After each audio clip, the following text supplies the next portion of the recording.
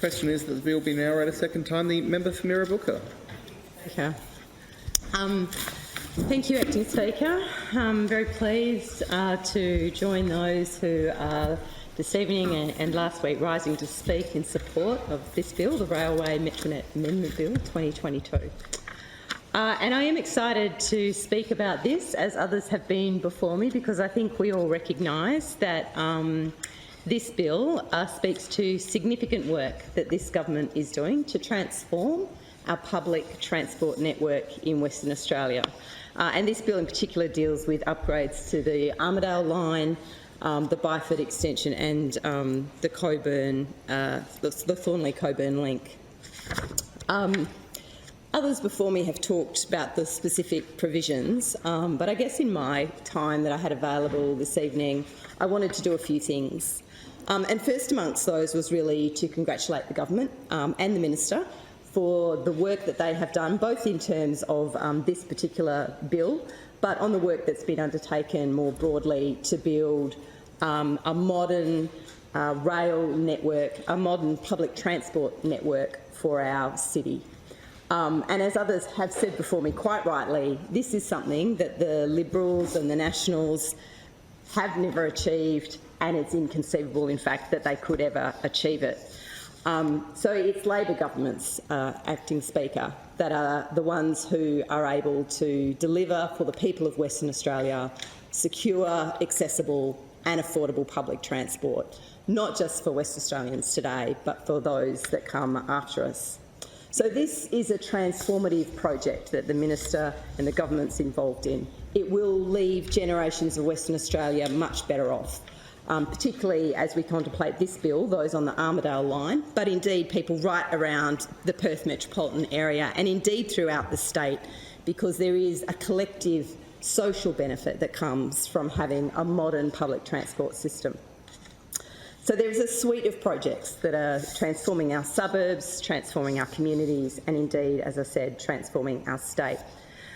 I wanted to, in my comments tonight, talk a little bit more about the establishment of the railcar manufacturing facility in Bellevue, which is part of the suite of METRONET projects, but really, I think, underlines how important the METRONET transformation is, not just in terms of delivering public transport to people of Western Australia, but recognising the great opportunities that METRONET provides to diversify the economy and to deliver skilled jobs in new and exciting areas. It is the railcar manufacturing facility is a great investment in the future of Western Australia.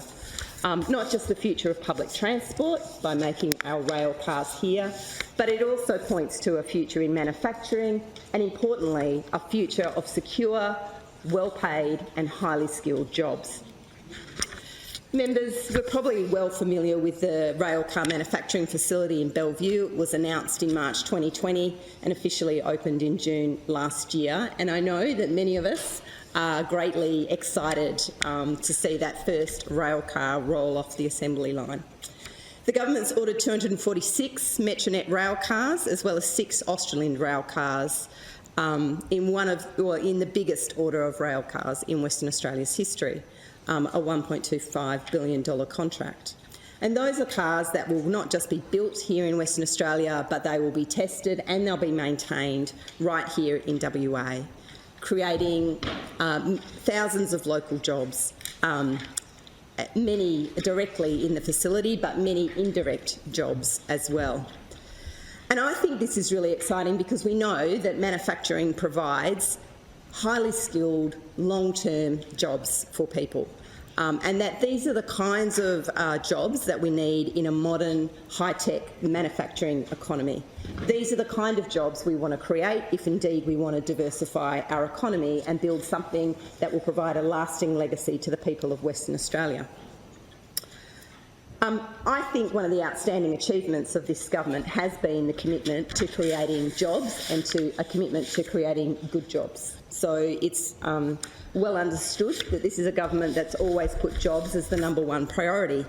And I think it's significant that it's a government that's committed to not just creating casual jobs or low-paid jobs, jobs that are transient, but actually investing in the good jobs that we know allow working people to build a life and to support their family, not just in the short term, but indeed over the duration of their working life.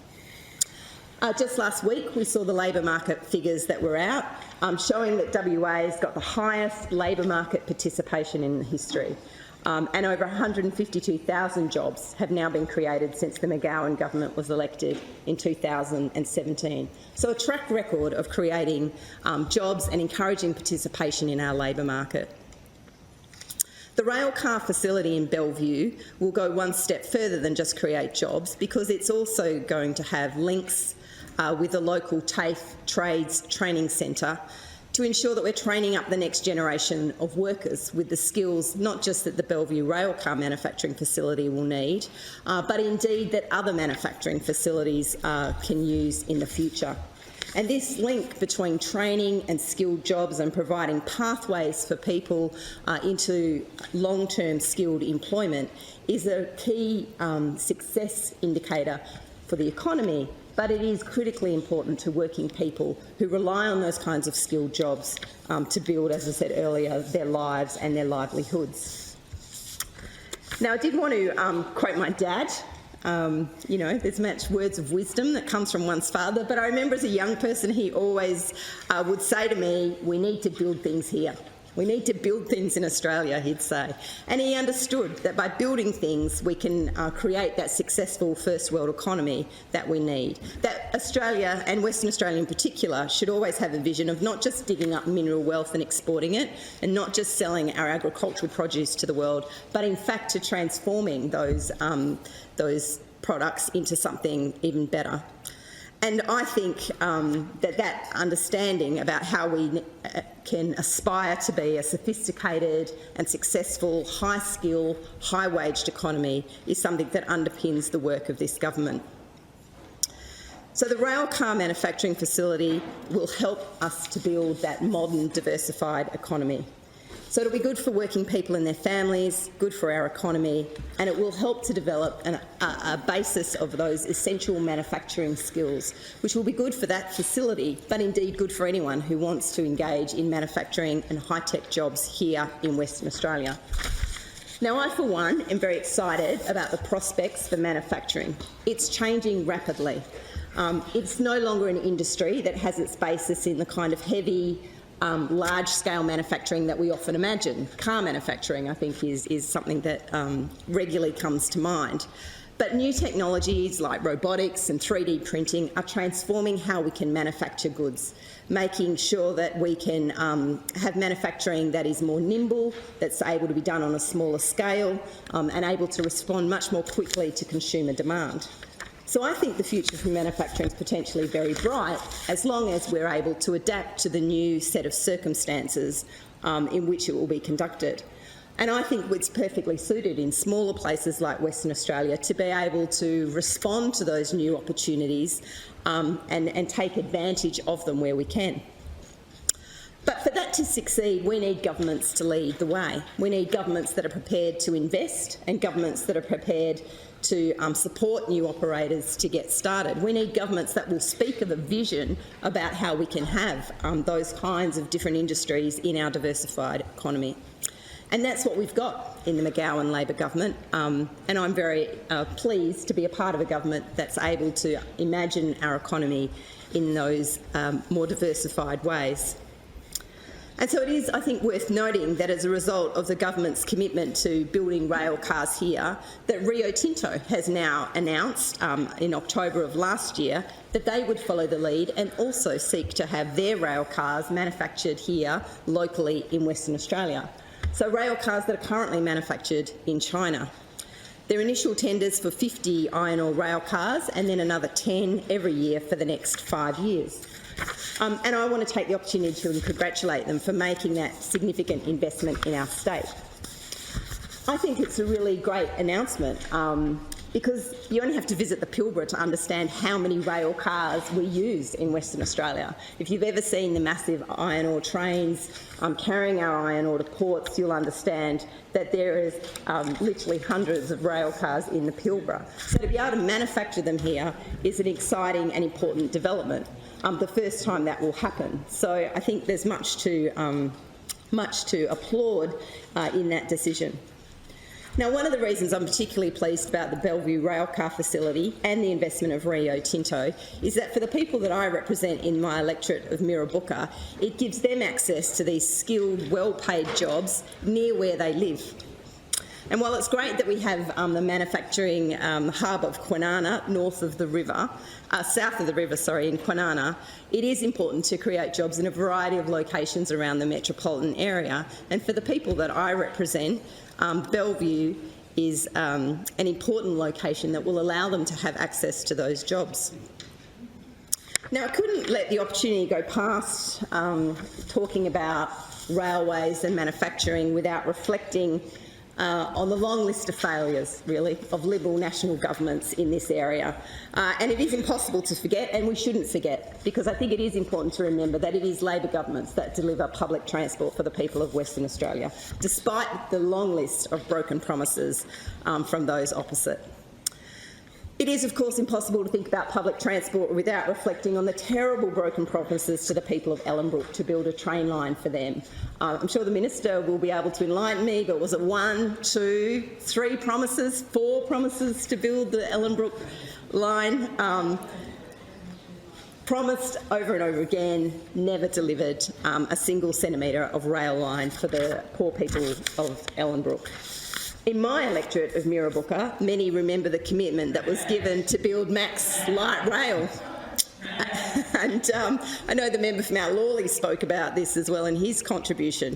But this remains fresh in the minds of the voters in my electorate, because they remember how they were promised much by a Liberal national government and who delivered nothing.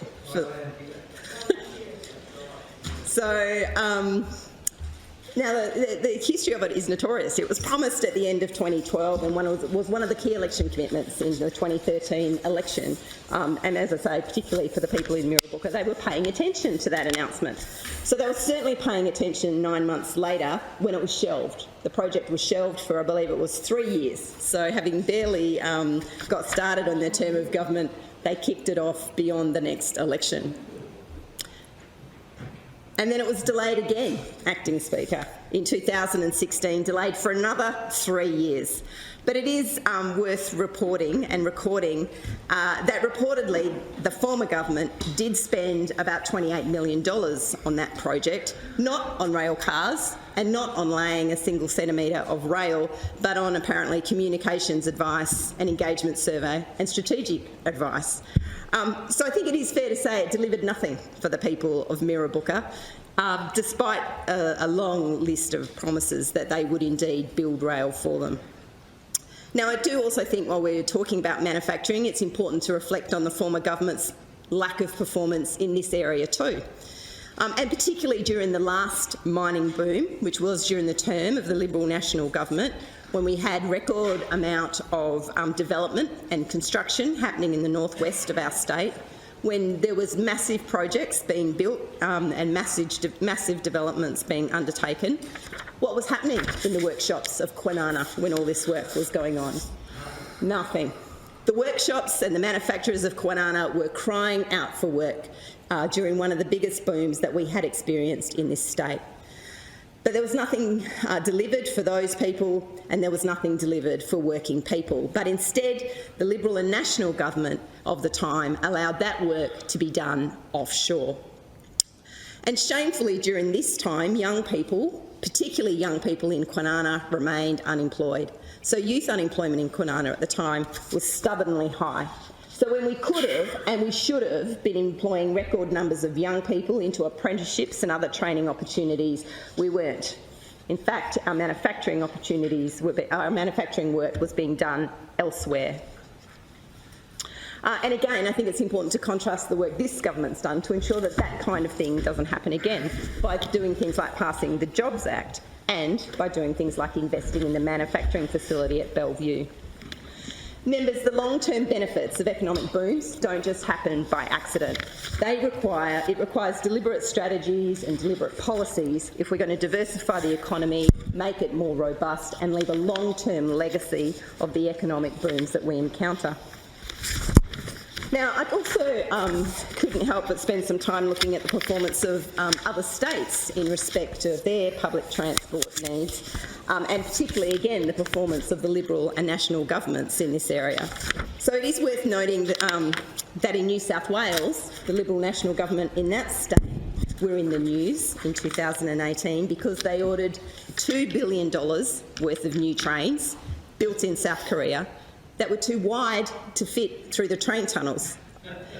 They were 20 centimetres wide, wider, members, than the existing trains, which meant that the only way they could actually use those trains was to ignore the existing safety standards about rail tunnel clearance.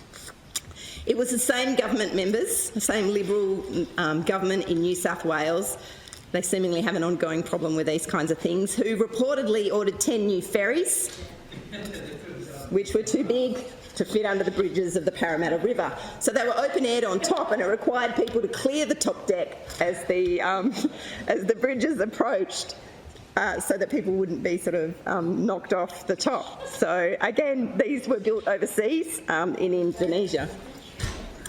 And of course, before the Liberal national government was kicked out of office in Queensland, they contracted $4.4 billion on new trains that were basically illegal because their disabled toilets weren't designed or built to specifications that allowed people with a disability to access them. They also didn't stop. That's a problem for sure, Minister. So, you know, we laugh because this is laughable. I mean, it is really like some kind of satire, but it is a serious waste of taxpayers' money to be building these kinds of significant pieces of the public transport puzzle, but they're not able to be delivered in a way that allows them to be used in a safe way that's fit for purpose. But it is also a waste of an opportunity. When they could have been supporting high-skilled Australian manufacturing, as this government is doing, and all the spin-offs that come with that to jobs and the economy and the long-term benefit to the economy, and to benefit to young people and to families. Instead of doing that, they just made them overseas and wasted the opportunity that they could have taken to build something of long-term benefit for people in Western Australia. Can I have a short extension, please? You can. Extension granted. And of course, in Western Australia, it's impossible to think about railway manufacturing without reflecting on how the Liberal National Government, or Liberal National parties, will always be known as the government that lied to the people who worked in the Midland Railways workshop the last time we had rail manufacturing here in Western Australia. Before the election, in 1994, the Court government promised working people they would keep those workshops open, only to completely break that commitment as soon as they were elected. Now, I was really interested to discover that whilst I was door-knocking last year, prior to the last state election, people were still raising spontaneously with me this betrayal, that they remembered it. They remembered the promises that were made, and they remembered how they'd lost their jobs when the government closed those railway workshops. And I think what it really underlines is how the continual broken promises from those in the corner really have an impact on people's lives. And people remembered it because they were so unhappy, so shocked, so devastated to lose a job that they'd held for their lives. But in fact, in many cases, generations of workers had worked in those rail workshops. It was disgraceful and dishonest behaviour from a party that doesn't care about working people, and it had a profound impact on the people who lost their jobs and their families. Members, the Midland Railway Workshops is an important part of our history in Western Australia. For more than 90 years, it skilled workers. They were trained and they were employed in those workshops after it opened in 1904. And as I sort of said, in many cases, generations of workers worked in the rail workshops. There wasn't unusual for there to be both fathers and sons, and it was at the time fathers and sons, employed there. During its times, it was one of the largest industrial workshops in Western Australia, and many, many skilled tradespeople got their trades there, both building and repairing locomotive engines. And they went on to work in a wide range of industries in Western Australia, not just the mining industry, but house building. They went on to be technical college lecturers, they went into marine engineering. They built our state with the skills they learnt at the railway workshops in Midland. Now, since they've closed, many people have worked really hard to preserve the history, and I'm very grateful to them for doing that. It is a story that deserves to be told and told again, particularly Bobby Oliver. I know she's done a lot of work to bring light to this issue. And I did want to, in my contribution tonight, acknowledge Neil Byrne, who's now passed away. But I think of Neil Byrne often. I met Neil Byrne whilst I worked at Unions WA. He would come and visit me. He was someone who, for his whole life, had had a close and enduring attachment with the union movement, being both not just a union member, but a delegate and a member of an executive. When I knew him, he was retired, but he continued to talk to me, not because he'd worked at the Midland Railway workshops, but because he understood the importance of that workplace in our labour history heritage. And so he spent a lot of time talking to me about the Midland workshops, the wonderful things that happened there, their significant legacy and their significant history, but their significant impact on our economy. So I know that he would be delighted by the work that's being done, particularly with the Bellevue railcar manufacturing facility. And I just wanted to record my appreciation, really, to Neil for the time he spent talking to me about that and its importance. Acting Speaker, the McGowan Labor government, through the METRONET project, is transforming our state by building a public transport network that's affordable, that's accessible and that's connected. METRONET will make our communities stronger. It'll help people find and keep employment. It'll ease congestion on our roads and reduce time spent travelling to and from work. And it's good for the environment. The McGowan Labor government is also using this project to diversify our economy and support local manufacturing by building the Bellevue railcar manufacturing facility and linking it to TAFE trade centres so we give our young people a chance for a long-term, well-paid, highly skilled job. This project will make life better for West Australians today and for the generations of Western Australians who come after us. I am so incredibly proud to be a part of a government that has a vision for public transport and a vision for a diversified economy for Western Australians. I'm proud to be part of a government that can and will deliver for the people of Western Australia. This bill is part of a suite of initiatives that are transforming our WA public transport network. And while this bill goes to the work that will happen on the Armidale extension, it is part of a broad suite of changes that will benefit all of us, regardless of whether we have a train line through our suburbs or not. It will help make life better for all of us. And things like the Bellevue manufacturing facility are an investment in jobs that I think have the capacity to diversify our economy and give us confidence to recognise that we are more than just digging minerals out of the ground or exporting agricultural produce to the world. So can I close my comments by just once again congratulating the Minister for all her work in this area. It is a significant achievement. It is only Labor governments that deliver. And with that, I'll conclude my comments and commend the bill to the House. Thanks. Thank you, Member.